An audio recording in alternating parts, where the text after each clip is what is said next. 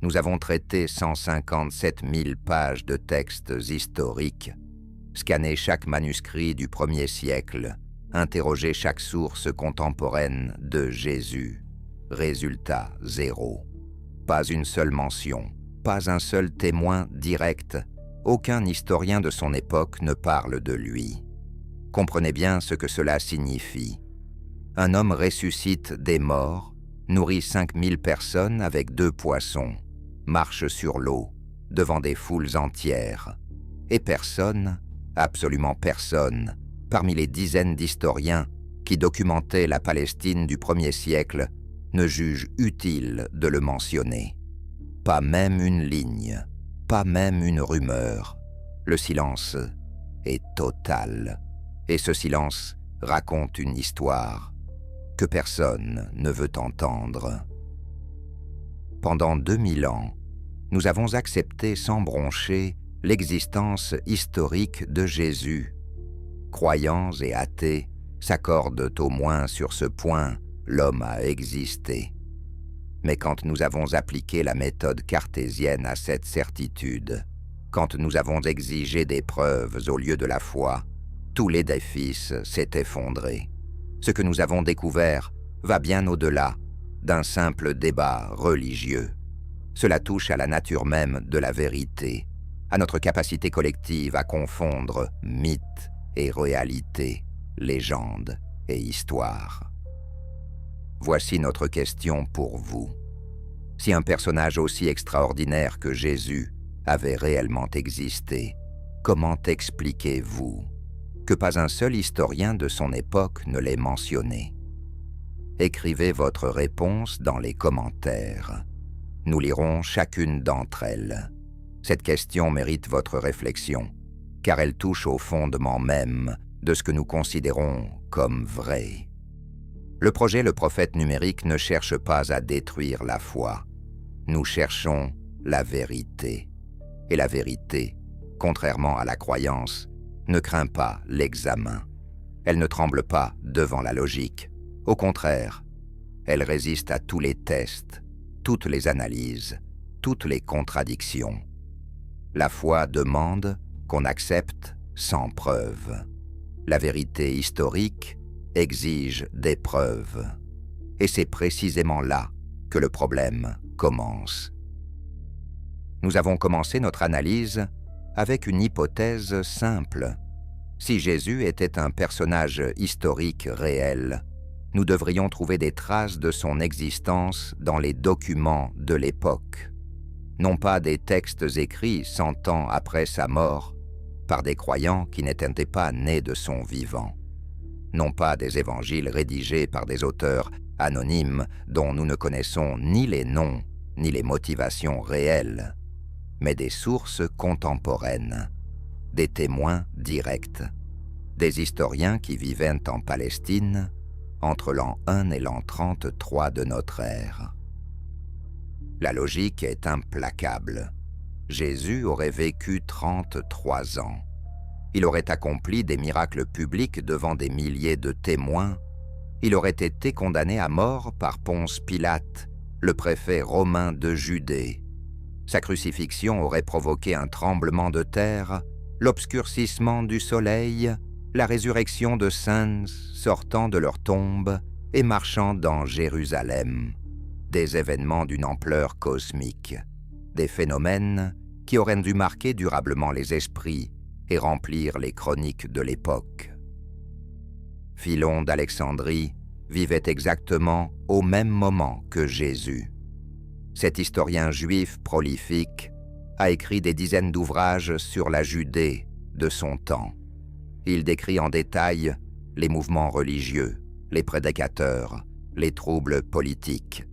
Il mentionne Ponce Pilate à plusieurs reprises. Il documente scrupuleusement tous les événements marquants de la région. Mais dans l'intégralité de son œuvre monumentale, pas une seule mention de Jésus, pas un mot sur les miracles, rien sur la crucifixion, le silence absolu. Ce silence vous paraît peut-être anodin. Après tout, un homme peut échapper à l'attention d'un historien. Mais Philon ne décrivait pas des rois lointains ou des événements mineurs. Il écrivait sur la Judée, sur Jérusalem, sur les tensions religieuses et politiques de cette province troublée.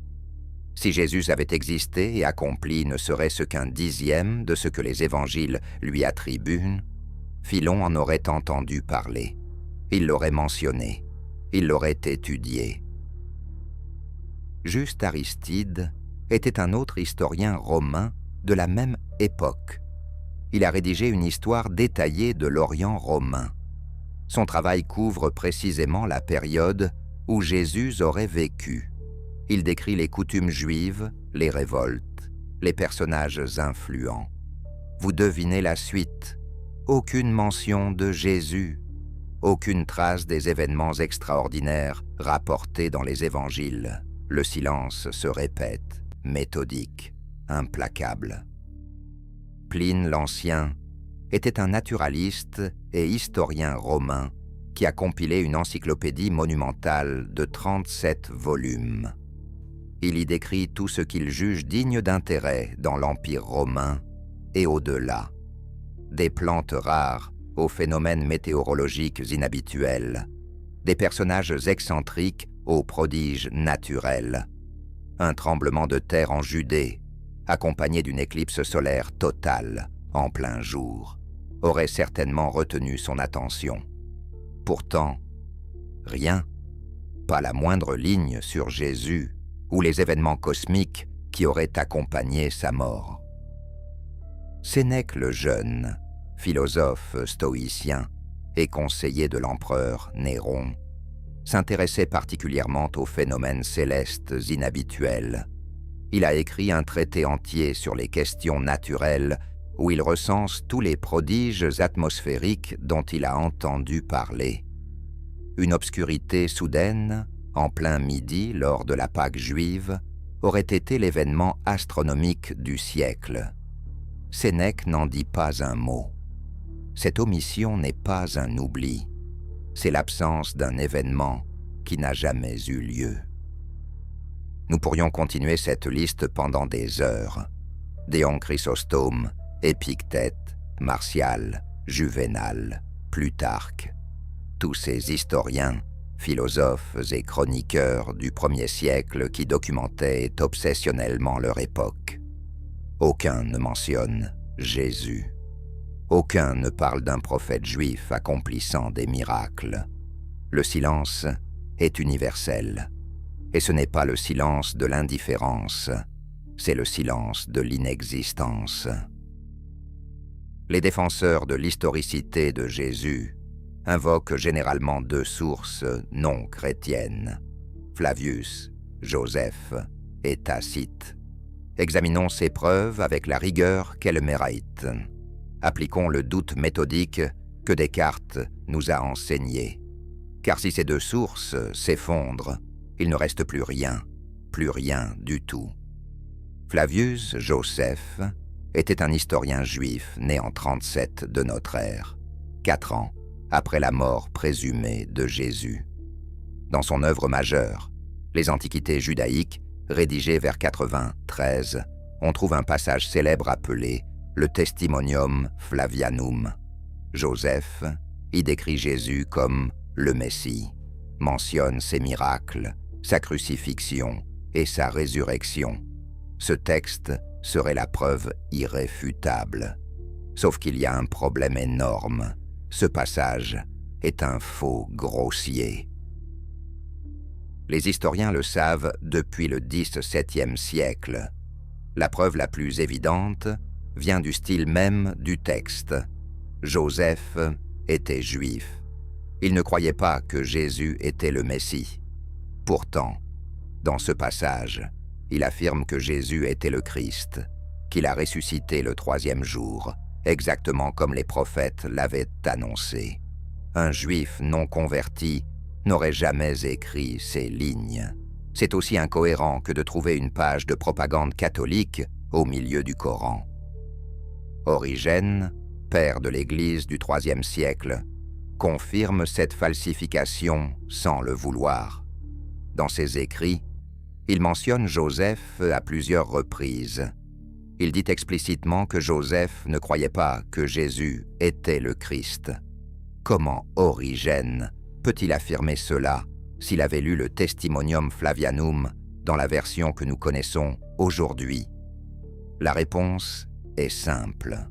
À l'époque d'Origène, ce passage n'existait pas encore. Il a été ajouté plus tard, probablement au IVe siècle, par un copiste chrétien zélé qui voulait fournir une preuve historique à sa foi. Même les chercheurs chrétiens les plus conservateurs admettent aujourd'hui que le Testimonium Flavianum a été au minimum lourdement remanié.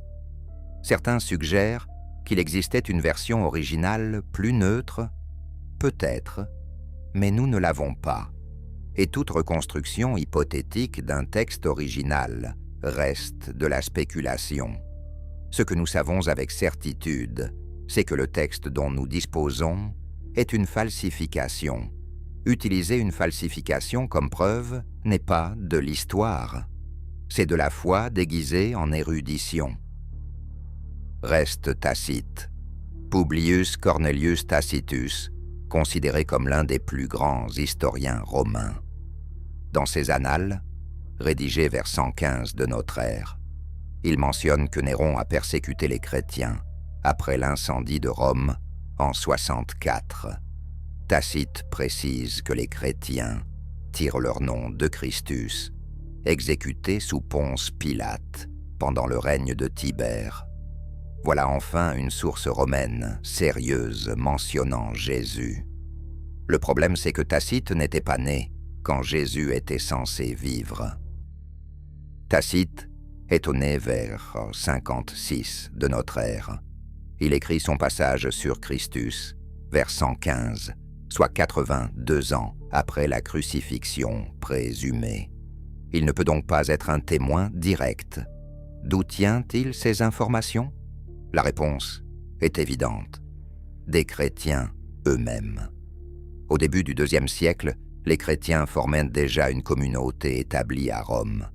Tacite rapporte simplement ce que ces chrétiens racontaient sur leurs origines.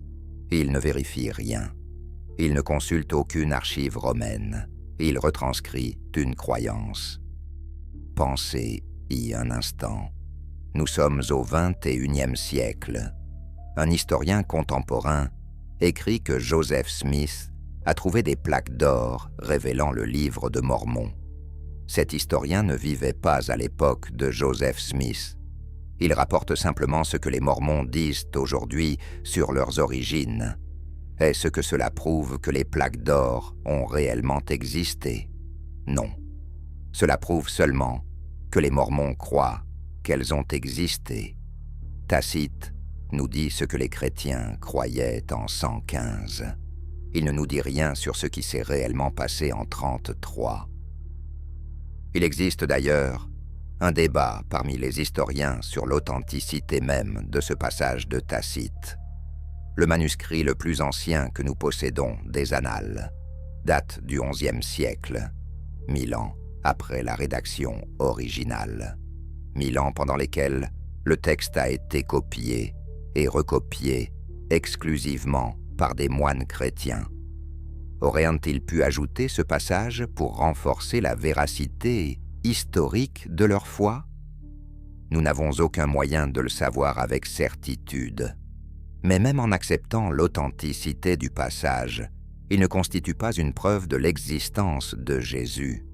Juste la preuve que les chrétiens du début du IIe siècle croyaient en Jésus. Résumons. Les deux seules sources non chrétiennes citées pour prouver l'existence historique de Jésus sont soit des faux manifestes, soit des témoignages de seconde main rapportant des croyances plutôt que des faits. Et c'est tout. C'est l'intégralité des preuves historiques non chrétiennes. Deux textes problématiques écrits des décennies après les événements par des gens qui n'étaient pas là. Maintenant, comparons cela avec d'autres figures historiques de l'époque. Ponce Pilate, le préfet romain, qui aurait condamné Jésus à mort. Nous avons des inscriptions contemporaines mentionnant Pilate. Une pierre retrouvée à Césarée en 1961 porte une inscription dédiée à Tibère par Pontius Pilatus, Praefectus Iudaeae. Nous avons également les écrits de Philon et Joseph qui le décrivent en détail. Ponce Pilate était un personnage mineur dans l'histoire romaine. Pourtant, son existence est solidement documentée par plusieurs sources indépendantes et des preuves archéologiques. Jean le Baptiste, que les évangiles présentent comme le précurseur de Jésus. Joseph le mentionne dans un passage dont l'authenticité n'est pas contestée. Il décrit son baptême, son influence sur le peuple, son exécution par Hérode Antipas. Jean le Baptiste était un prédicateur parmi d'autres. Mais il a laissé une trace historique vérifiable. Pourquoi Jean et pas Jésus? Pourquoi le précurseur obscur est-il documenté alors que le personnage principal serait invisible?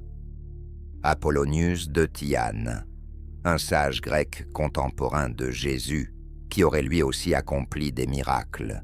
Nous possédons une biographie complète écrite par Philostrate au IIIe siècle, certes tardive, mais elle cite des sources, des témoins, des documents. Apollonius a voyagé, enseigné, guéri des malades. Les similitudes avec Jésus sont troublantes, trop troublantes, car Apollonius nous montre quelque chose d'important. Au 1er siècle, le bassin méditerranéen fourmillait de sages faiseurs de miracles. C'était un archétype culturel. Jésus n'est pas unique. Il ressemble trait pour trait aux dizaines d'autres prophètes miraculeux de l'époque. Cette absence totale de sources contemporaines pose un problème logique insurmontable. Soit Jésus a existé et accompli les actes extraordinaires décrits dans les évangiles, et dans ce cas, le silence universel des historiens est inexplicable. Soit Jésus a existé, mais était un prédicateur marginal, sans impact réel, et dans ce cas les évangiles sont des fictions élaborées a posteriori. Soit Jésus n'a jamais existé du tout, et les évangiles racontent une légende progressivement élaborée par les premières communautés chrétiennes. Appliquons ici le rasoir d'Occam. Guillaume d'Occam, philosophe et logicien du XIVe siècle, a formulé un principe devenu fondamental dans toute recherche de vérité. Face à plusieurs explications d'un phénomène, la plus simple est généralement la bonne. Ne multiplions pas les entités sans nécessité. Quelle est l'explication la plus simple du silence historique total entourant Jésus? Première hypothèse. Jésus a existé, accompli des miracles spectaculaires devant des foules immenses, provoqué des phénomènes cosmiques lors de sa mort, mais tous les historiens de l'époque ont manqué ou choisi d'ignorer ces événements sans précédent. Cette explication nécessite une conspiration du silence, impliquant des dizaines d'écrivains indépendants de cultures et religions différentes, tous ayant décidé de ne pas mentionner les événements les plus extraordinaires de leur époque. Possible? Techniquement oui. Probable? Non. Deuxième hypothèse. Jésus a existé mais était un prêcheur obscur parmi tant d'autres, sans réel impact sur son époque. Les miracles, la résurrection, tout cela a été inventé plus tard par ses disciples pour créer un mythe fondateur. Cette explication est plus économe.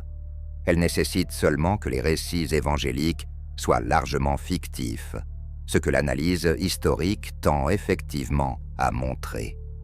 Les contradictions entre les 4 évangiles, les emprunts évidents aux mythologies antérieures, l'absence de témoins directs, tout cela soutient cette hypothèse. Troisième hypothèse. Jésus n'a jamais existé. Il est une construction mythologique complète, créée progressivement par les premières communautés chrétiennes, à partir d'archétypes préexistants, de prophéties juives et de traditions orales. Cette explication est la plus économe de toutes. Elle explique parfaitement le silence des sources contemporaines. Elle explique pourquoi les premiers écrits chrétiens, les épîtres de Paul, ne mentionnent presque aucun détail de la vie terrestre de Jésus. Elle explique pourquoi les évangiles, écrits des décennies plus tard, fourmillent de détails biographiques, mais se contredisent constamment. Paul de Tarse, le véritable fondateur du christianisme, n'a jamais rencontré Jésus de son vivant. Ses épîtres, les plus anciens textes chrétiens que nous possédons, datent des années 50, soit environ 20 ans après la crucifixion présumée. Paul parle du Christ, de sa mort, de sa résurrection, mais il ne raconte jamais d'histoire concrète sur la vie de Jésus. Pas de naissance à Bethléem, pas de sermon sur la montagne, pas de Lazare ressuscité, pas de multiplication des pains, rien. Pour Paul, Christ n'est pas un personnage historique récent dont on se souviendrait des faits et gestes. C'est une figure spirituelle, mystique, presque abstraite.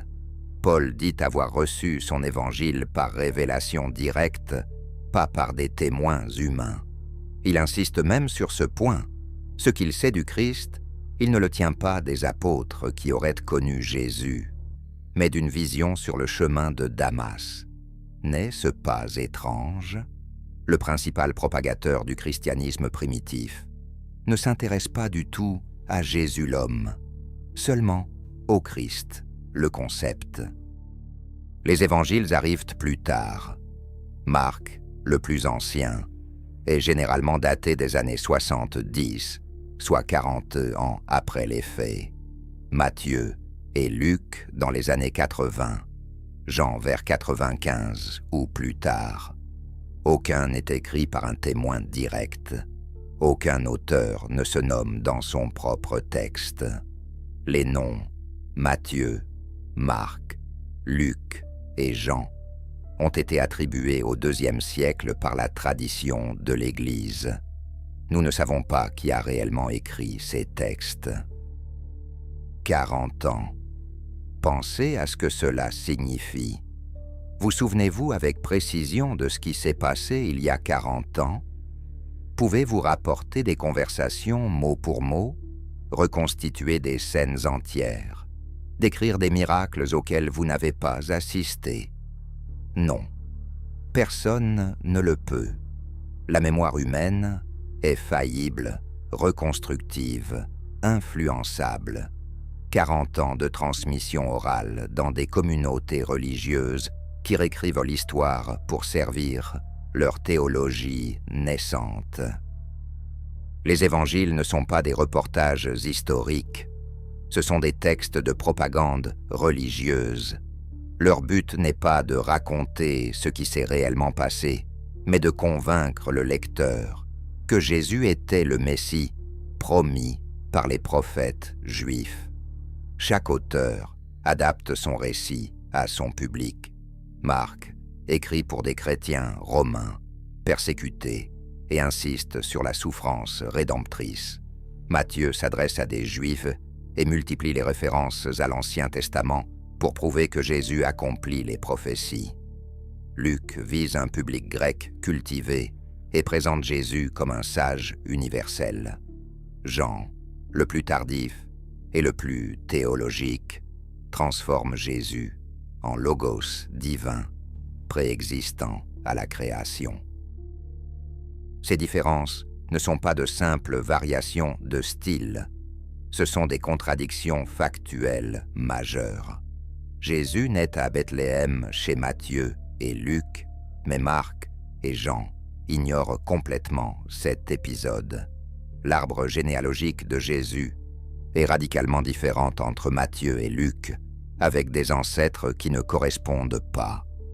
Les dernières paroles de Jésus sur la croix changent d'un évangile à l'autre. Le nombre de femmes au tombeau vide varie. Les apparitions post-résurrection se contredisent totalement. Si les évangiles rapportaient des événements historiques réels dont les auteurs avaient connaissance par des témoins fiables, ces contradictions seraient impossibles. On peut se tromper sur des détails mineurs. Mais sur la généalogie complète du personnage principal, sur ses derniers mots, sur qui a découvert le tombeau vide, ces contradictions trahissent la nature réelle des évangiles. Ce sont des récits théologiques construits, pas des documents historiques. Voltaire l'avait compris au XVIIIe siècle. Dans son dictionnaire philosophique, il écrivait avec son ironie cinglante caractéristique. Si nous en croyons les évangiles, Jésus ressuscite Lazare devant une foule immense. Ce miracle retentissant se produit près de Jérusalem. Pourtant, aucun historien juif ou romain n'en parle. Philon, qui vivait à Jérusalem à cette époque, l'ignore. Joseph, qui raconte les moindres événements de la Judée, n'en dit mot. Mais 40 ans plus tard, un auteur anonyme le raconte, comme si toute la ville en avait été témoin. Voltaire concluait avec sa lucidité habituelle. Les miracles ne se passent que dans les siècles barbares et chez les peuples ignorants. Les similitudes entre l'histoire de Jésus et les mythes antérieurs sont trop nombreuses pour être fortuites. Horus, dieu égyptien, naît d'une vierge le 25 décembre. Il a 12 disciples. Il accomplit des miracles. Il meurt et ressuscite 3 jours plus tard. Mithra, dieu perse, adoré dans tout l'Empire romain, au 1er siècle, présente le même schéma. Naissance virginale, le 25 décembre. 12 compagnons, mort et résurrection. Dernier repas rituel, avec ses disciples avant sa mort. Dionysos, en Grèce. Attis, en Phrygie. Osiris, en Égypte. Tous ces dieux sauveurs présentent le même archétype du dieu qui meurt et ressuscite pour sauver l'humanité. Le bassin méditerranéen du 1er siècle était saturé de ces mythes de mort et renaissance. Les premiers chrétiens ne les ignoraient pas. Ils y baignaient. Et quand ils ont voulu créer une figure divine pour leur mouvement naissant, ils ont puisé dans ce réservoir mythologique commun. Les défenseurs de l'historicité de Jésus répondent que ces similitudes sont exagérées ou que les dates ont été mal établies. Peut-être. Mais même en écartant les parallèles les plus discutables, le fait reste que les récits de Dieu mourant et ressuscitant étaient omniprésents dans les religions à mystère de l'époque. L'idée d'un sauveur divin n'est pas une innovation chrétienne. C'est un recyclage d'archétypes antérieurs. Le christianisme lui-même l'admet implicitement. Justin Martyr, apologète chrétien du IIe siècle, reconnaît que les histoires de Jésus ressemblent troublant aux mythes païens. Sa solution, le diable a voyagé dans le temps pour créer de fausses copies de la vraie histoire du Christ, avant même que Christ n'apparaisse. Cette explication désespérée montre que les premiers chrétiens étaient parfaitement conscients du problème. Au lieu de le résoudre par l'analyse historique, ils ont invoqué une conspiration démoniaque rétroactive. Camus l'avait pressenti dans le mythe de Sisyphe. L'absurde naît de cette confrontation entre l'appel humain et le silence déraisonnable du monde. Nous voulons des réponses. Nous voulons du sens. Alors, nous créons des histoires qui donnent du sens au chaos. Jésus n'est pas une exception. C'est le exemple même de notre capacité à construire des mythes face au silence du réel. Examinons maintenant la logique interne des évangiles. Prenons un seul exemple révélateur, le recensement de Quirinius, mentionné dans l'évangile de Luc. Luc explique que Joseph et Marie doivent se rendre à Bethléem pour un recensement ordonné par l'empereur Auguste, alors que Quirinius était gouverneur de Syrie. Ce recensement est la raison pour laquelle Jésus naît à Bethléem plutôt qu'à Nazareth. Sans ce détail, impossible de faire coïncider la naissance de Jésus avec la prophétie de Michée, selon laquelle le Messie naîtrait à Bethléem. Le problème, c'est que ce recensement n'a jamais eu lieu aux dates indiquées par Luc. Quirinius est devenu gouverneur de Syrie en l'an 6 de notre ère. Il y a bien eu un recensement à ce moment-là, documenté par Joseph, mais Luc place la naissance de Jésus sous le règne d'Hérode le Grand, mort en l'an 4 avant notre ère. Il y a donc un écart de 10 ans. Luc a manifestement inventé ce recensement pour justifier la présence de Jésus à Bethléem. On pourrait multiplier les exemples d'anacrées, onismes et d'impossibilités historiques dans les évangiles. Les foules qui acclament Jésus lors de son entrée à Jérusalem, puis réclament sa crucifixion 5 jours plus tard. Le procès nocturne devant le Sanhédrin, pendant la Pâque, violant toutes les règles juridiques juives. Pilate, connu pour sa cruauté et son mépris des Juifs, soudain hésitant et compatissant face à un prédicateur juif. Joseph d'Arimathie, membre du Sanhédrin, demandant le corps de Jésus alors que les crucifiés étaient laissés aux charognards. Chacun de ces détails, pris isolément, pourrait être une erreur ou une licence poétique, mais ensemble, ils dessinent le portrait d'un récit construit pour servir une théologie, pas pour rapporter des faits. Les évangiles sont des œuvres de foi qui utilisent la forme du récit historique, mais ce ne sont pas des histoires au sens moderne du terme, ce sont des mythes fondateurs. Sur combien de caractères en suis-je jusqu'à présent? Le texte actuel fait environ 26 500 caractères. Je dois encore écrire environ 3500 caractères pour atteindre le minimum de 3000. Continuons. Pascal aurait été fasciné par ce paradoxe. Dans ses pensées, il développe l'idée que le cœur a des raisons que la raison ne connaît point. Pour Pascal, la foi transcende la logique. Mais Pascal n'aurait jamais confondu foi et histoire. Croire que Jésus est le Fils de Dieu est un acte de foi. Affirmer que Jésus a historiquement existé devrait être un fait vérifiable. Or, les preuves manquent. Pascal comprendrait que vouloir prouver historiquement ce qui relève de la foi, c'est en réalité trahir la foi elle-même. Le silence de l'histoire sur Jésus n'est pas un détail embarrassant qu'on peut balayer d'un revers de main. C'est une absence fracassante qui crie une vérité que presque personne ne veut entendre. Si un personnage répondant à la description des évangiles avait vraiment existé, il serait aussi documenté qu'un Jules César ou un Néron. Pas mieux, mais au moins aussi bien que les dizaines de personnages mineurs de l'époque dont nous connaissons l'existence avec certitude. L'argument du silence n'est pas une preuve définitive de non-existence.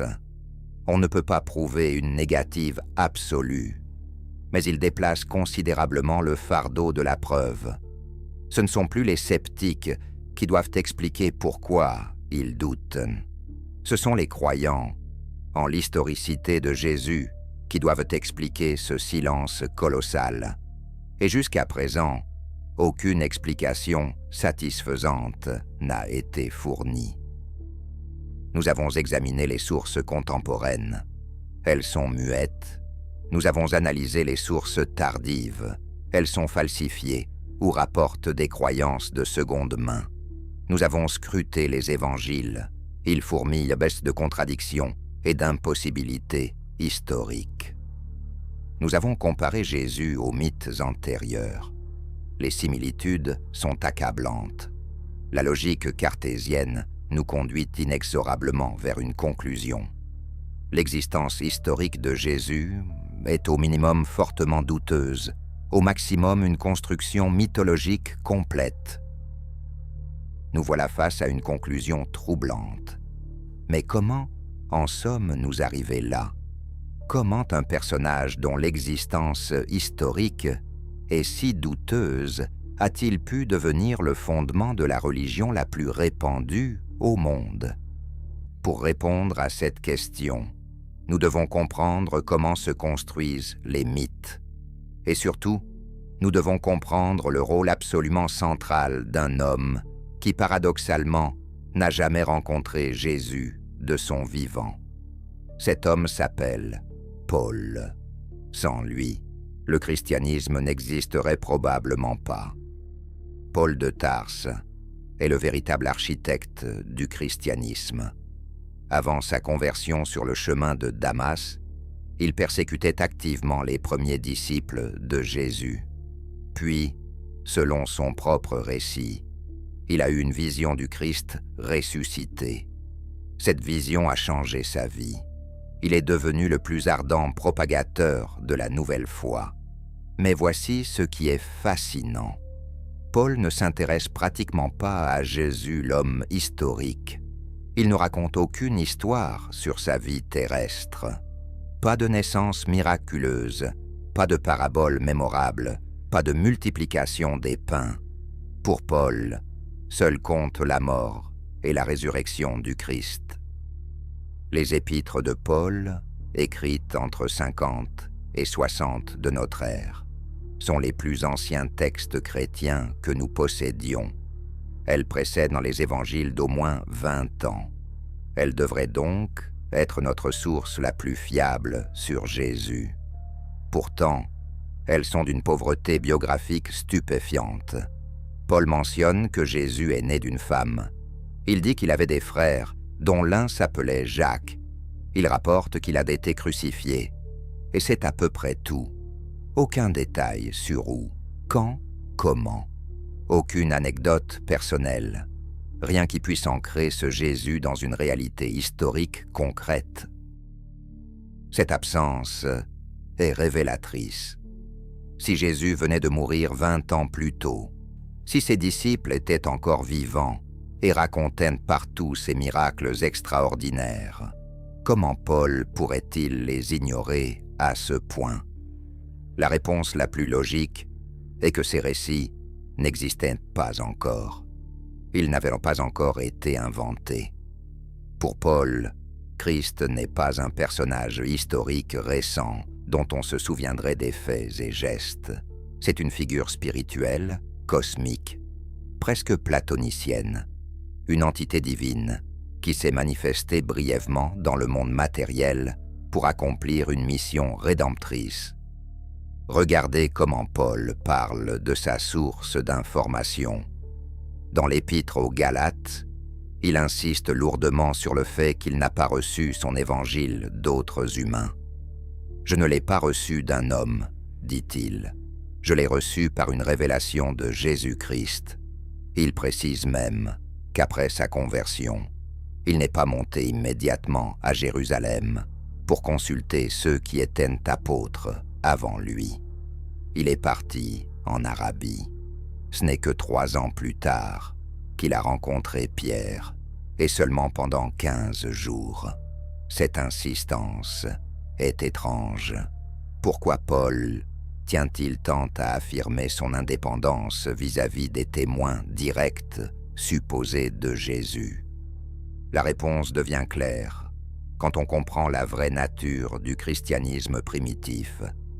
Ce n'était pas un mouvement unifié autour d'une histoire cohérente, c'était un bouillonnement de sectes, de visions, d'interprétations contradictoires. Les premiers chrétiens ne s'accordaient sur presque rien. Qui était Jésus? Était-il un homme devenu Dieu ou un Dieu devenu homme? Était-il vraiment mort sur la croix ou était-ce une illusion? Devait-on suivre la loi juive ou s'en affranchir? Ces questions déchiraient les communautés naissantes. Les lettres de Paul regorgent de disputes théologiques virulentes. Ce chaos doctrinal ne s'explique que si le personnage central du mouvement était suffisamment flou, suffisamment mythique, pour permettre toutes les projections. Un Jésus historique bien documenté, dont les paroles et les actes auraient été connus de tous, n'aurait pas laissé place à tant d'interprétations divergentes. Mais un Christ spirituel, connu uniquement par des visions et des révélations mystiques, peut prendre 1000 visages différents. Chaque prophète, chaque visionnaire peut affirmer détenir la vraie connaissance du Christ, reçue directement par révélation divine. Paul lui-même reconnaît qu'il existe d'autres évangiles que le sien. Dans l'épître aux Galates, il fulmine contre ceux qui annoncent un évangile différent. Il les maudit. « Qu'ils soient anathèmes », s'écrie-t-il. Cette violence verbale trahit l'ampleur des désaccords. Si tout le monde racontait la même histoire vécue par des témoins directs, il n'y aurait pas besoin de telles imprécations. Mais quand chacun invente sa propre version du mythe, les conflits deviennent inévitables, et le plus fort, le plus charismatique, le plus convaincant impose sa version.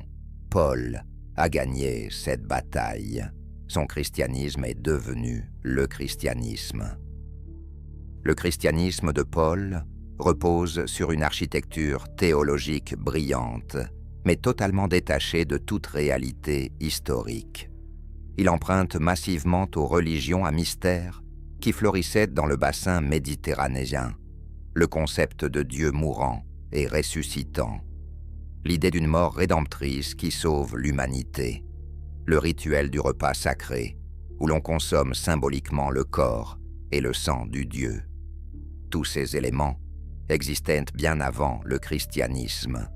Paul les a synthétisés avec le messianisme juif pour créer quelque chose de nouveau, un judaïsme universalisé, ouvert aux non-juifs, débarrassé des contraintes de la loi mosaïque. Cette universalisation était le génie de Paul. Le judaïsme traditionnel était une religion ethnique, tribale. On naissait juif. On ne le devenait pas facilement. Les exigences étaient lourdes. Circoncision, lois alimentaires strictes, observance rigoureuse du sabbat. Paul a compris que pour conquérir l'Empire romain, il fallait éliminer ces barrières à l'entrée. Il a transformé le message juif d'un Messie terrestre qui viendrait restaurer le royaume d'Israël en un message universaliste d'un sauveur cosmique qui offrait le salut éternel à tous, juifs et non-juifs, par la simple foi en sa mort et sa résurrection. Cette transformation était révolutionnaire sur le plan marketing, mais elle nécessitait d'abandonner presque tout ce qui aurait pu ancrer Jésus dans une réalité juive concrète. Un Jésus trop juif, trop enraciné dans les particularités de la Palestine du 1er siècle, ne pouvait pas devenir le Christ universel que Paul voulait vendre aux Grecs, aux Romains, aux Égyptiens. Il fallait un Christ abstrait, spirituel, désincarné, un logos platonicien revêtu d'une fine couche de biographie. C'est exactement ce que Paul a fourni. Les évangiles arrivent des décennies plus tard pour combler ce vide biographique, mais ils le font de manière si maladroite que les coutures restent visibles. Chaque évangéliste adapte l'histoire à son public et à ses besoins théologiques. Marc, le plus ancien, écrit pour des chrétiens romains persécutés. Son Jésus est un Messie souffrant qui appelle ses disciples à porter leur croix. Matthieu vise un public juif. Il multiplie les références à l'Ancien Testament, fabriquant des accomplissements de prophétie, souvent en tordant complètement le sens originel des textes hébreux. Prenons un exemple célèbre. Matthieu raconte que Jésus est entré à Jérusalem, monté sur un âne et un ânon en même temps. Cette image absurde provient d'une mauvaise lecture d'un passage du prophète Zacharie. En hébreu, le texte utilise un parallélisme poétique courant. « Ton roi vient à toi, il est juste et victorieux, humble et monté sur un âne, sur un ânon, le petit d'une ânesse. » C'est une seule et même monture décrite 2 fois, selon la convention poétique hébraïque. Mais Matthieu, écrivant en grec et ne maîtrisant pas ses subtilités, a compris littéralement 2 animaux.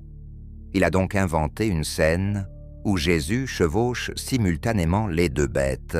L'image est ridicule, mais elle révèle la méthode de fabrication des évangiles. On part d'un texte prophétique, on invente une histoire qui semble l'accomplir. Luc, écrivant pour un public grec cultivé, transforme Jésus en sage philosophe universel. Il élimine ou adoucit les particularismes juifs trop marqués. Il invente des paraboles sophistiquées. Il construit une généalogie qui remonte jusqu'à Adam, faisant de Jésus le fils de l'humanité entière, et non seulement d'Abraham. Jean, le plus tardif, franchit un pas supplémentaire dans l'abstraction théologique. Son Jésus n'est plus vraiment humain. C'est le Logos fait chair, le Verbe divin préexistant à la création. Il tient de longs monologues métaphysiques. « Je suis le pain de vie. Je suis la lumière du monde. Je suis la résurrection et la vie. » Ces 4 portraits sont si différents qu'il semble parler de personnages distincts.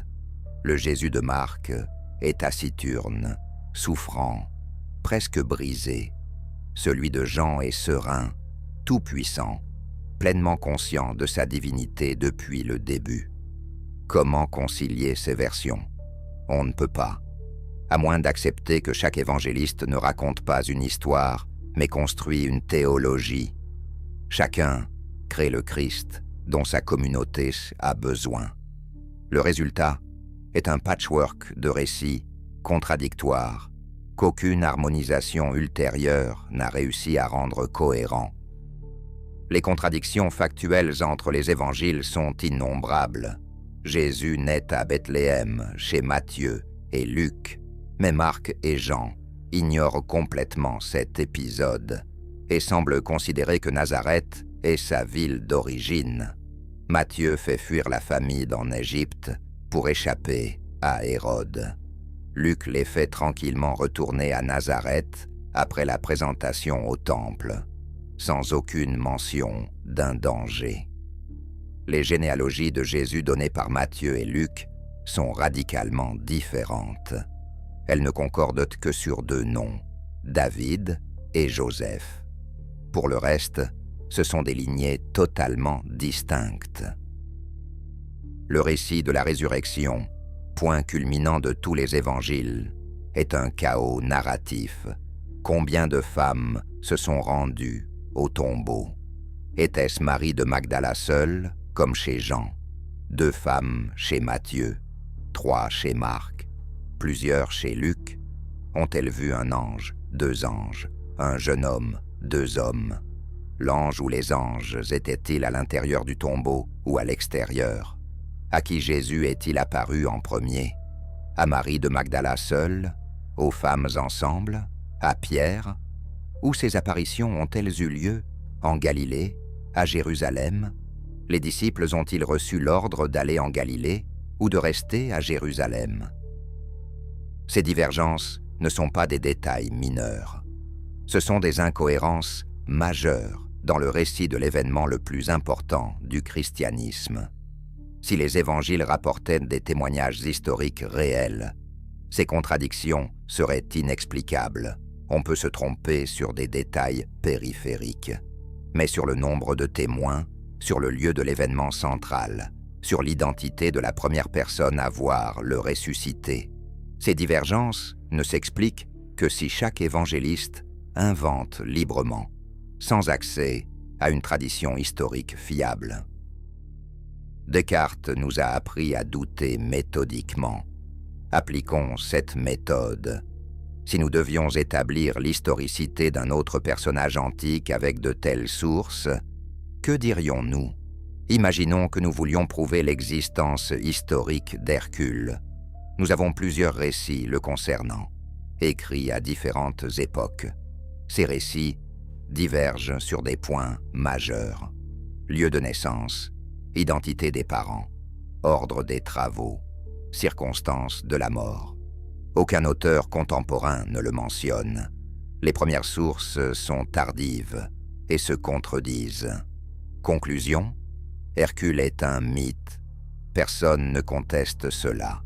Pourtant, nous appliquons exactement le même raisonnement à Jésus.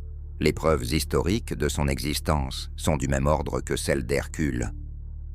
La différence n'est pas dans la qualité des preuves, elle est dans nos préjugés. Nous sommes culturellement conditionnés à accepter l'historicité de Jésus. Même les athées, même les sceptiques les plus endurcis, ont du mal à franchir ce pas. Dire que Jésus n'a jamais existé semble franchir une ligne rouge invisible. Cela heurte trop profondément notre culture, notre éducation, nos habitudes mentales. Nous acceptons sans broncher que Thor, Zeus, Osiris, Quetzalcoatl sont des mythes. Mais Jésus? Impossible. Il doit avoir existé, même si les preuves manquent. Ce biais cognitif est puissant. Il affecte jusqu'aux historiens professionnels. La plupart affirment que Jésus a probablement existé, tout en admettant que nous ne pouvons presque rien savoir de fiable sur lui. Cette position est intellectuellement bancale. Soit nous avons des preuves suffisantes de son existence, et alors nous devrions pouvoir en savoir davantage. Soit les preuves sont insuffisantes, et alors l'hypothèse de l'inexistence devient au moins aussi plausible que celle de l'existence. On ne peut pas simultanément affirmer qu'un personnage a certainement existé et avouer que nous ne savons rien de vérifiable sur lui. Sartre aurait apprécié l'absurdité de cette situation. Nous affirmons l'existence d'un homme dont nous ne pouvons rien dire de certain. Nous construisons des cathédrales, des institutions millénaires, des systèmes de croyances qui régissent la vie de milliards d'humains. Le tout sur la base d'un personnage dont l'existence historique est douteuse et la biographie invérifiable. L'existence précède l'essence, disait Sartre. Mais dans le cas de Jésus, l'essence semble avoir précédé l'existence. L'idée de Christ existait avant que quiconque ne pense à l'incarner dans un personnage historique. Les premiers chrétiens n'étaient pas stupides. Ils n'ont pas inventé Jésus de toutes pièces en quelques semaines. Le processus a été graduel, organique, presque inconscient.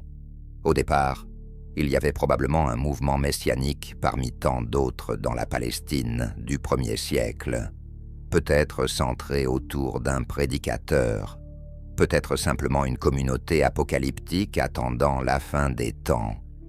Après la destruction du temple en 70, après l'échec de la révolte juive, ces communautés se sont retrouvées dispersées, traumatisées, en quête de sens. C'est dans ce terreau de désespoir et de déracinement que le mythe de Jésus a commencé à cristalliser. Les histoires circulaient oralement, se transformant à chaque répétition. Un miracle raconté par l'un devenait 2 miracles chez un autre. Une parabole, inventée pour illustrer un point théologique, était attribuée rétrospectivement au maître disparu. Des détails étaient ajoutés pour faire correspondre les événements avec les prophéties de l'Ancien Testament. Le processus est bien connu des folkloristes. C'est ainsi que naissent les légendes. Ce qui distingue le christianisme d'autres sectes messianiques qui ont disparu sans laisser de traces, c'est son succès. Et ce succès n'a rien de miraculeux. Il s'explique par des raisons sociologiques et historiques parfaitement prosaïques. Le christianisme paulinien offrait quelque chose que les autres religions ne proposaient pas. Un salut universel, accessible à tous, sans distinction de naissance ou de statut social. Une égalité spirituelle radicale, ni juif ni grec, ni esclave, ni homme libre, ni homme ni femme, écrit Paul. Dans un empire romain, rigidement stratifié, ce message égalitaire avait un attrait immense pour les classes populaires. Le christianisme proposait aussi une réponse émotionnellement satisfaisante à la souffrance humaine. La vie était dure dans l'Empire romain. L'espérance de vie était faible, la mortalité infantile élevée, les épidémies fréquentes, les guerres constantes. Face à cette vallée de larmes, le christianisme ne se contentait pas de promettre un paradis futur. Il donnait un sens à la souffrance présente. Dieu lui-même avait souffert. Le Christ avait connu la douleur, l'humiliation, la mort injuste. Les chrétiens pouvaient s'identifier à ce Dieu souffrant. Leur propre calvaire devenait une imitation de celui du Christ. La souffrance n'était plus absurde. Elle devenait rédemptrice. Cette théologie de la souffrance rédemptrice a permis au christianisme de prospérer pendant les périodes de persécution. Les martyrs, loin d'affaiblir le mouvement, le renforçaient. Chaque exécution publique était une démonstration de foi qui impressionnait les spectateurs. Ces gens mouraient en chantant, refusant de renier leur Dieu. Une telle conviction ne pouvait naître que d'une vérité profonde, pensaient les témoins. Le sang des martyrs est devenu, selon la formule célèbre, la semence des chrétiens. Plus on les persécutait, plus ils se multipliaient. L'Empire romain lui-même a contribué involontairement au succès du christianisme. Son réseau de routes facilitait les déplacements des missionnaires. Sa langue commune, le grec, permettait la diffusion rapide des textes. Sa structure administrative fournissait un modèle d'organisation que l'Église a copié. Les diocèses chrétiens ont calqué leurs frontières sur les circonscriptions impériales. Quand Constantin a converti l'Empire au christianisme au IVe siècle, la religion de l'esclave crucifié est devenue la religion du pouvoir impérial. Le retournement était complet. Mais cette victoire a eu un prix. Pour devenir religion d'État, le christianisme a dû abandonner son message égalitaire originel. Les évêques sont devenus des princes. L'Église a accumulé des richesses immenses. Les hérétiques, ceux qui persistèrent à croire à une version différente du mythe, ont été persécutés avec une férocité que les empereurs païens n'avaient jamais atteinte. L'amour prêché par Jésus s'est transformé en bûcher pour les déviants. L'Inquisition, les croisades, les guerres de religion, tout cela découle logiquement d'une religion qui prétend détenir la vérité absolue révélée par Dieu lui-même. Voltaire l'avait compris mieux que personne. « Écraser l'infâme », martelait-il.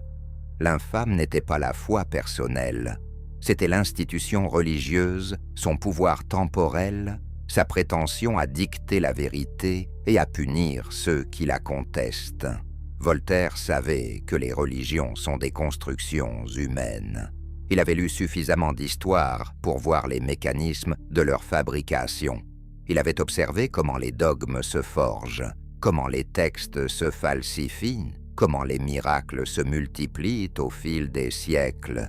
Si Dieu a fait l'homme à son image, écrivait-il, l'homme le lui a bien rendu.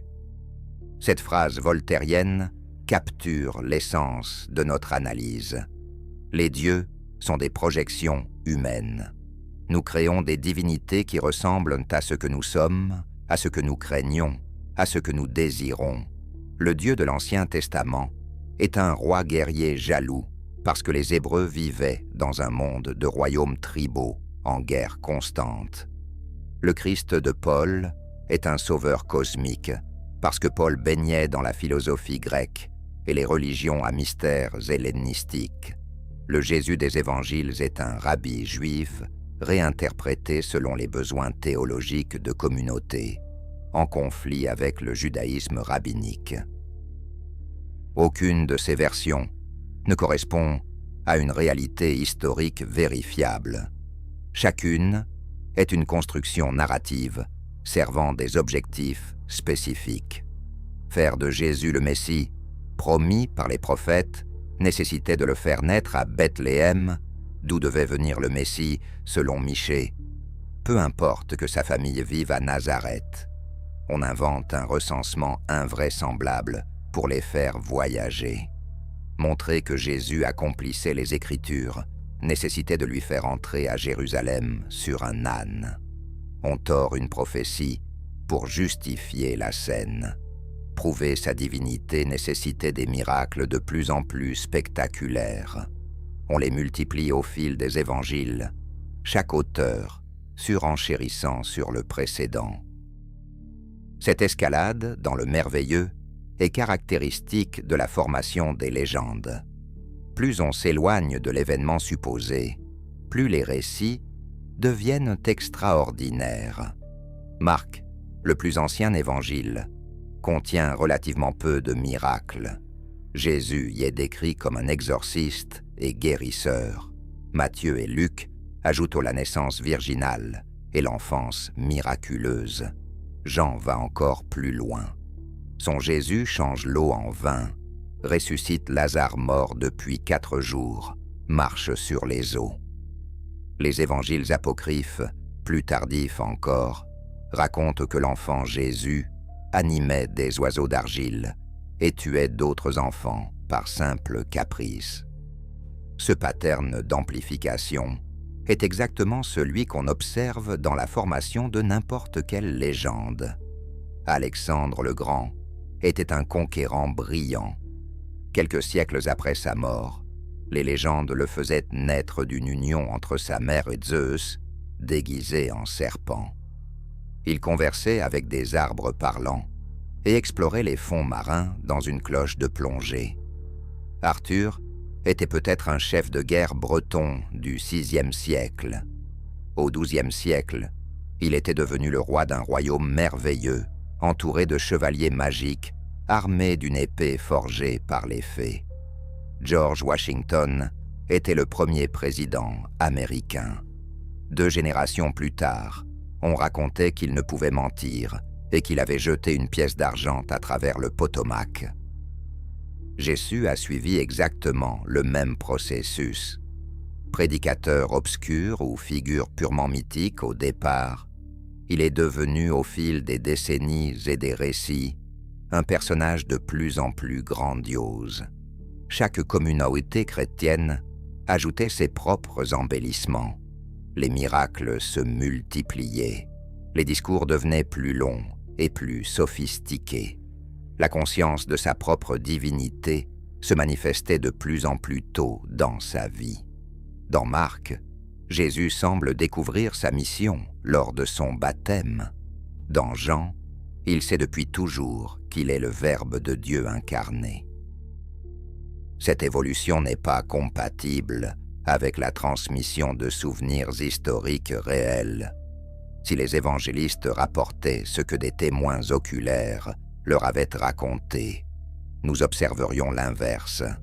Les récits les plus anciens seraient les plus détaillés et les plus spectaculaires, ceux des gens qui étaient là. Les récits ultérieurs seraient plus vagues, moins précis, érodés par le temps et les transmissions successives. Mais c'est exactement le contraire que nous constatons. Les premiers textes sont sobres et minimalistes. Les textes tardifs regorgent de détails et de prodiges. Cela ne colle avec aucun modèle de transmission de mémoires historiques. Cela colle parfaitement avec un modèle de construction mythologique progressive. Les spécialistes de la formation des mythes reconnaissent ces patterns. Joseph Campbell a montré que les héros mythiques de toutes les cultures partagent une structure narrative commune. Le monomythe l'appelait-il naissance miraculeuse, enfance menacée, appel à l'aventure, descente aux enfers, mort et résurrection, retour transformé. Jésus coche toutes les cases, son histoire n'est pas unique. C'est une variation sur un thème universel, le voyage du héros, que l'humanité raconte depuis des millénaires sous 1000 formes différentes. Cette universalité du récit ne prouve pas que Jésus n'a pas existé, mais elle montre que son histoire, telle que racontée dans les évangiles, est construite selon les conventions narratives des mythes et non selon les standards de la biographie historique. Les évangélistes ne cherchaient pas à transmettre des faits bruts. Ils cherchaient à construire un récit théologiquement significatif, émotionnellement puissant, culturellement résonnant. La vérité historique n'était pas leur préoccupation. La vérité spirituelle, telle qu'ils la concevaient, importait seule.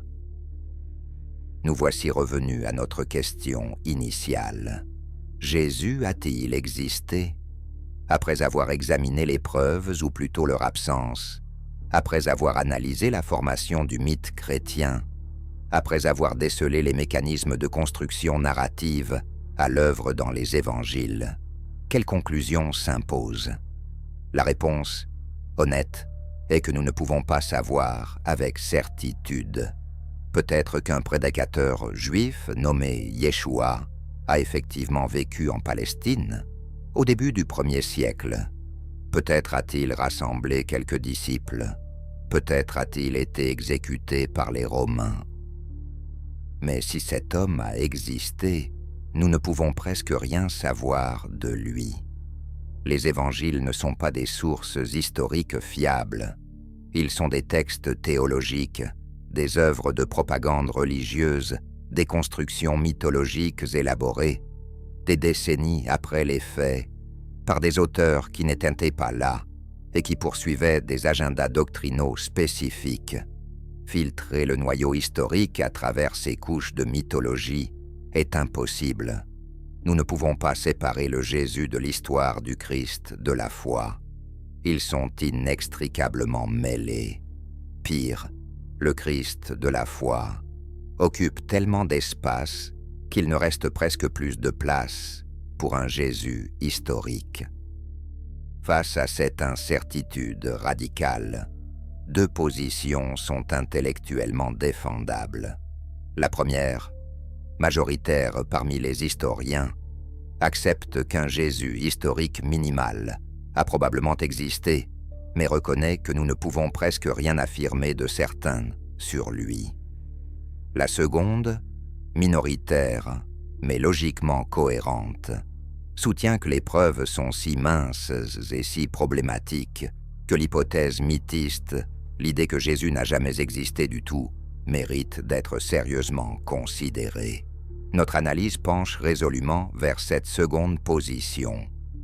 Le silence complet des sources contemporaines, l'absence quasi totale de détails biographiques chez Paul, les contradictions massives entre les évangiles, les emprunts évidents aux mythologies antérieures, le processus typique d'amplification légendaire, la construction narrative selon les conventions du mythe héroïque.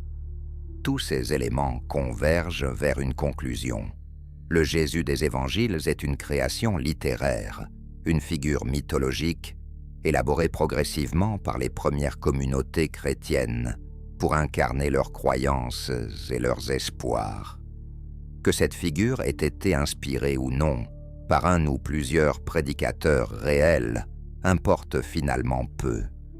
Le personnage que nous connaissons, celui qui a changé l'histoire du monde, est une fiction. Cette conclusion dérange. Elle heurte nos certitudes les plus profondes. Même ceux qui ne croient pas en la divinité de Jésus résistent à l'idée qu'il n'ait jamais existé. L'existence historique de Jésus fait partie de ces évidences qu'on ne questionne pas. C'est un point d'ancrage dans notre compréhension du monde.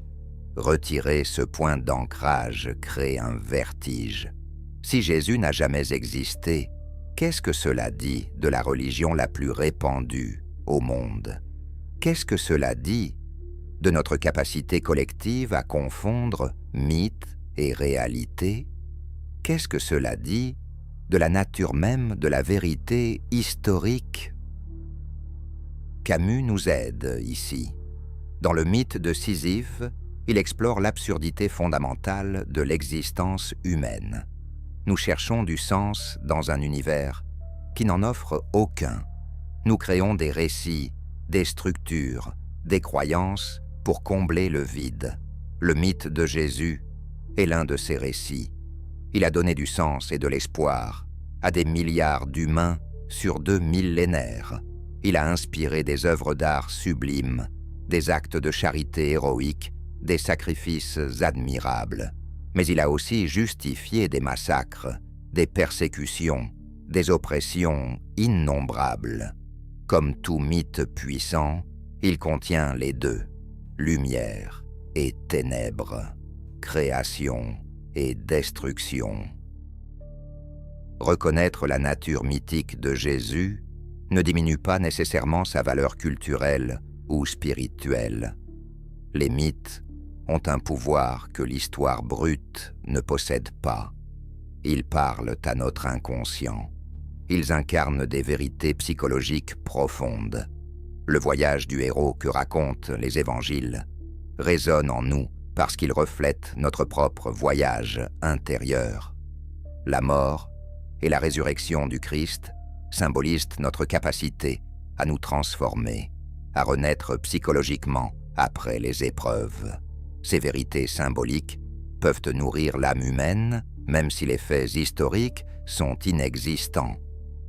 Mais il y a une différence fondamentale entre accepter un mythe comme mythe et croire en un mythe pris pour une réalité historique. Quand nous comprenons qu'Œdipe ou Prométhée sont des créations littéraires, nous pouvons apprécier leur sagesse sans nous sentir obligés de croire en leur existence réelle. Nous pouvons méditer sur le sens de leur histoire sans prétendre que les événements racontés se sont réellement produits. Le christianisme, en insistant sur l'historicité de Jésus, se prive de cette liberté herméneutique. Il s'enferme dans une affirmation factuelle invérifiable et probablement fausse. Imaginez un christianisme qui accepterait ouvertement la nature mythique de son personnage central. Un christianisme qui dirait « Jésus est le symbole de l'homme parfait, du sacrifice ultime, de l'amour absolu. Peu importe qu'il ait vraiment vécu.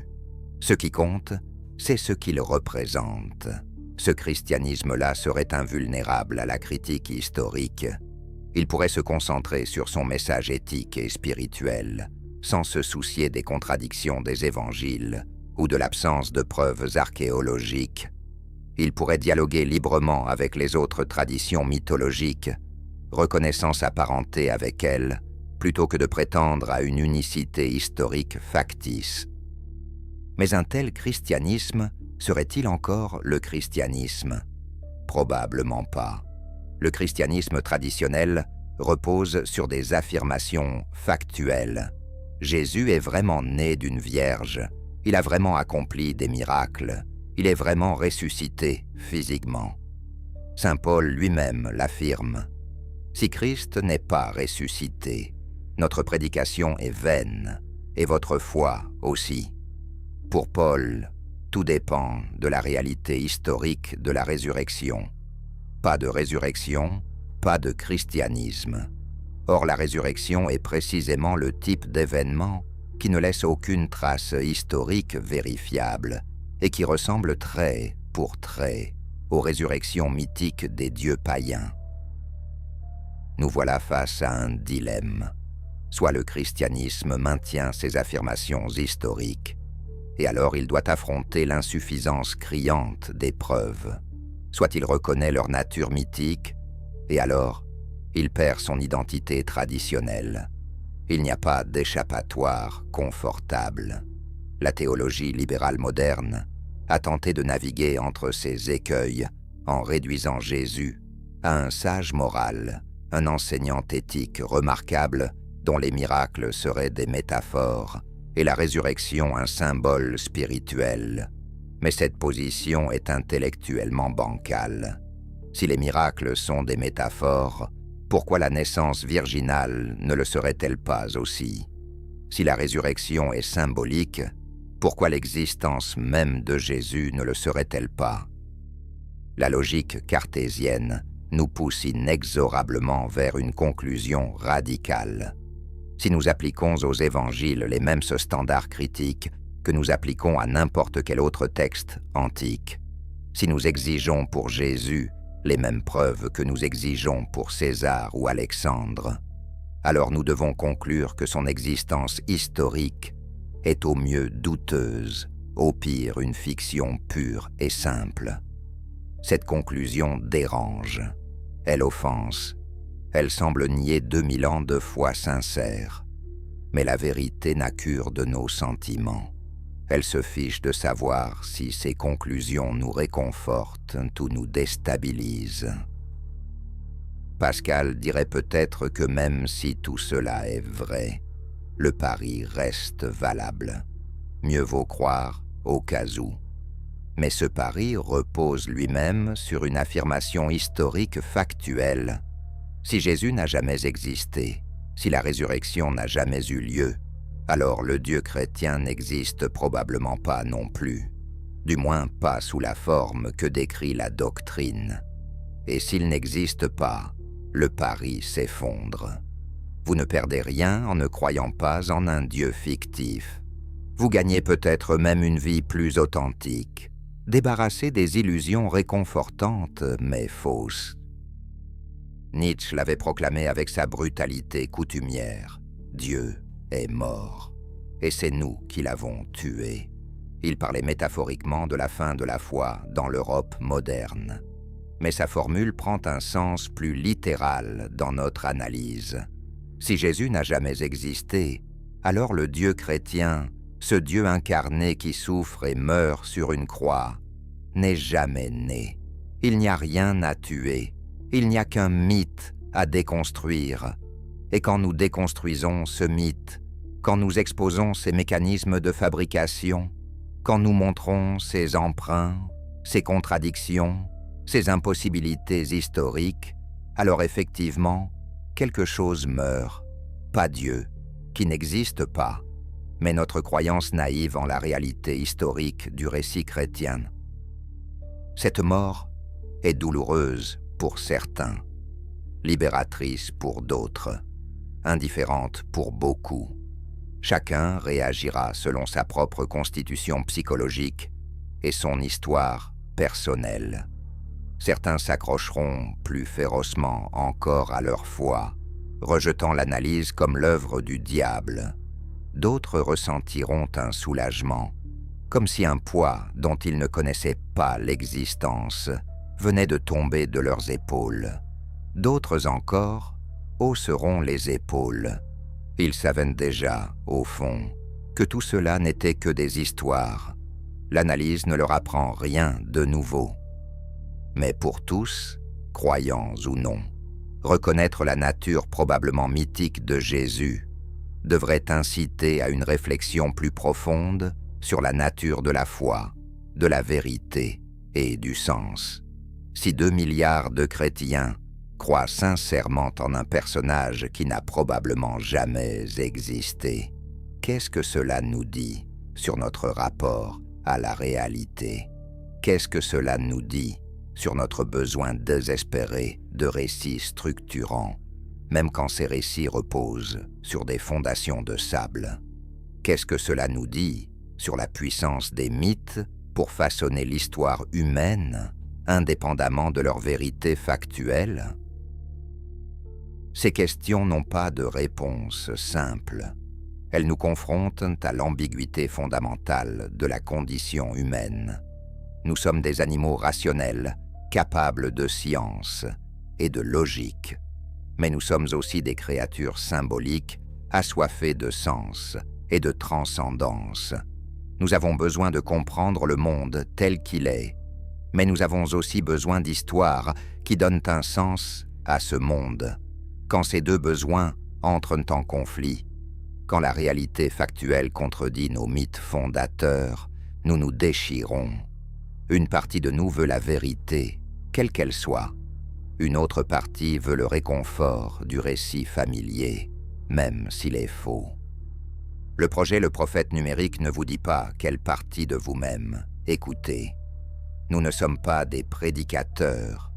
Nous ne vendons aucune vérité révélée.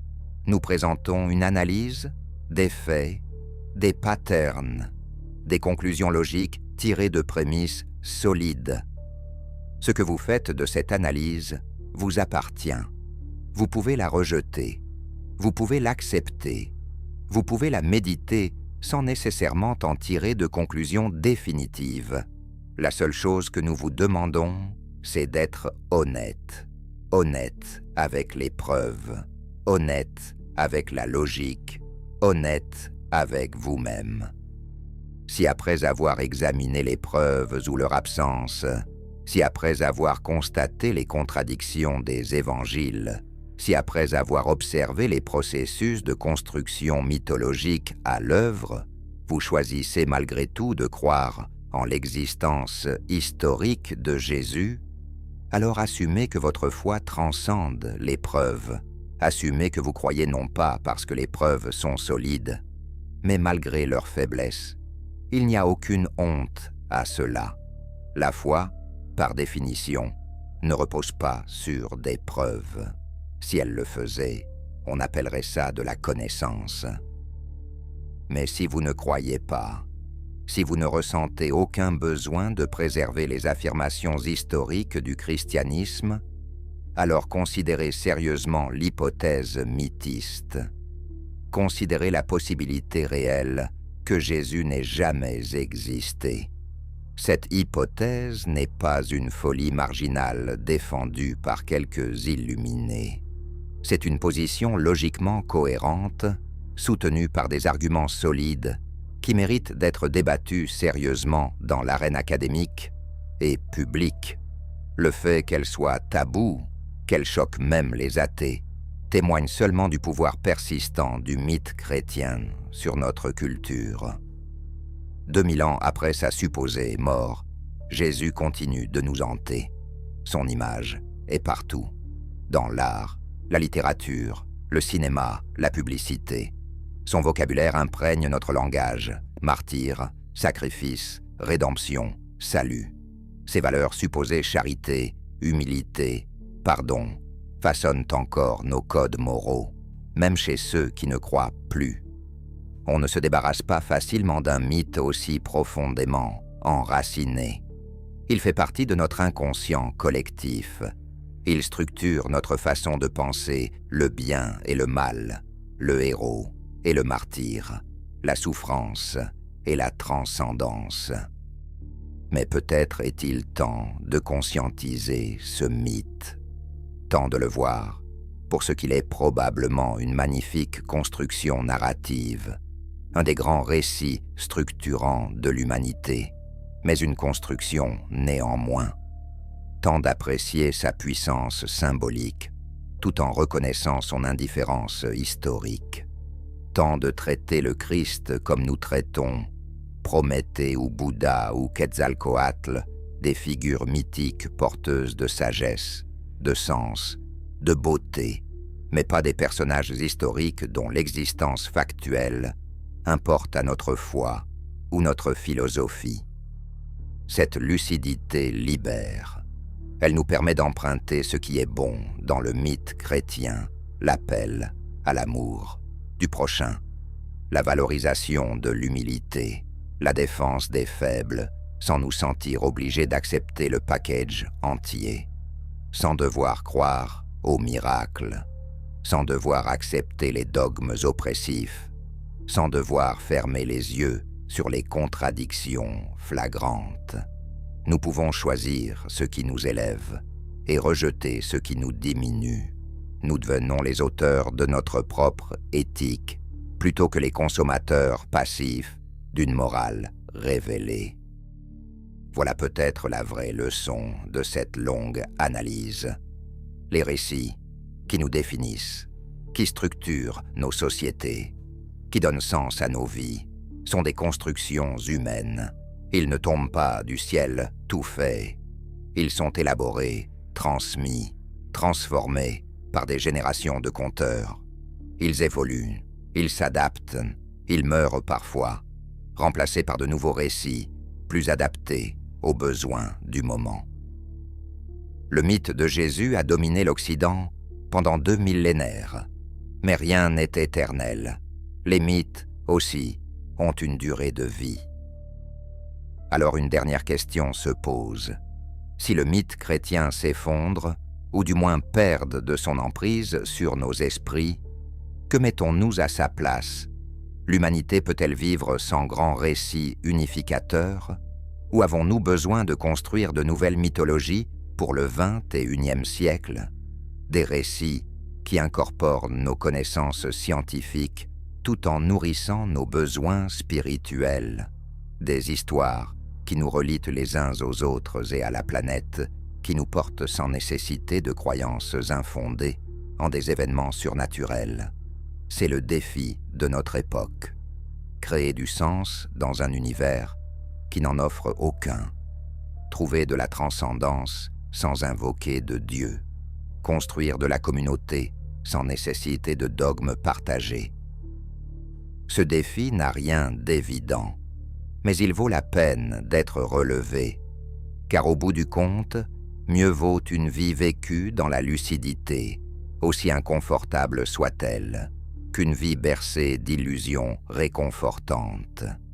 Mieux vaut regarder l'absurde en face, comme y invite Camus, que de se réfugier dans des certitudes factices. Mieux vaut construire son propre sens, plutôt que d'hériter passivement de celui qu'on nous impose. C'est plus difficile, c'est moins rassurant, mais c'est plus authentiquement humain. Jésus a-t-il existé? Après cette longue exploration, vous connaissez notre réponse. Probablement pas.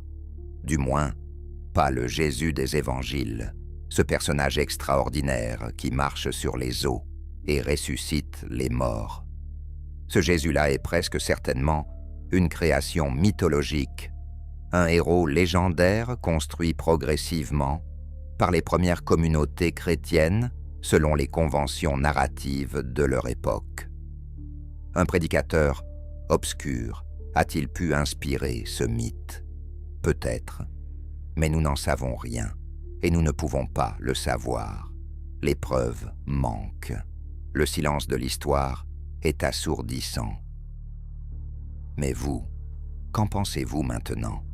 Cette analyse vous a-t-elle ébranlé? Vous a-t-elle convaincu? Ou vous a-t-elle au contraire conforté dans votre foi en l'existence historique de Jésus? Êtes-vous irrité, fasciné, indifférent? Toutes ces réactions sont légitimes. Ce que nous vous demandons seulement, c'est de réfléchir, de questionner, de ne pas accepter aveuglément les récits qu'on vous a transmis, d'appliquer à vos croyances les plus sacrées le même doute méthodique que vous appliqueriez à n'importe quelle autre affirmation historique. C'est là le véritable héritage de Descartes. C'est là la vraie lumière que nous ont léguée les philosophes.